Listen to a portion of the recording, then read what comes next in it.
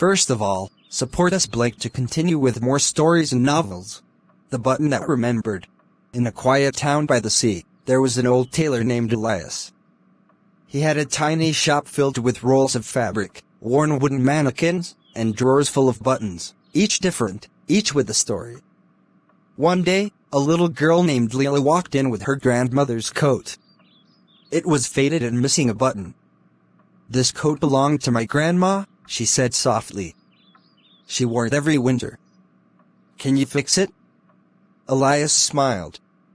"Of course," he said, and opened a dusty drawer labeled Memories. Inside were dozens of buttons, each collected over the years from coats, dresses, and uniforms. He picked one, a simple pearl button with a small crack in the middle. "This one remembers warmth," he said. "It once belonged to a mother's coat, and it still holds her laughter." Leela watched as Elias sewed it on carefully. When he was done, the coat looked whole again, not perfect, but full of heart. She hugged it tight. "It feels like her," she whispered. And from that day on, every winter, Leela wore the coat.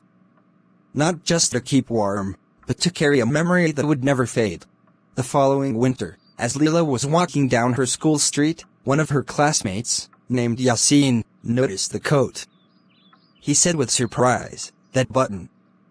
It looks just like the one my grandma had on her coat." Leela smiled and said, "This button came from a tailor named Elias. He said he keeps buttons from the past, each with a story." The next day, Yasin brought an old photo of his grandmother wearing a gray coat, with a pearl button that had a small crack, just like Leela's. Both of them were amazed, as if a distant past had quietly connected them. Together, they returned to Elias's shop. When they showed him the photo, he smiled warmly and said, "Yes.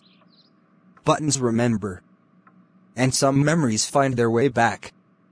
Through coincidence, or through hearts like yours." From that day on, Elias's little shop became more than a place for mending clothes. It became a place where people met with their old stories, revived their memories, and stitched them together with warmth and love. And Leela? She later became a tailor too. But she didn't just sew clothes. She sewed stories, one button at a time.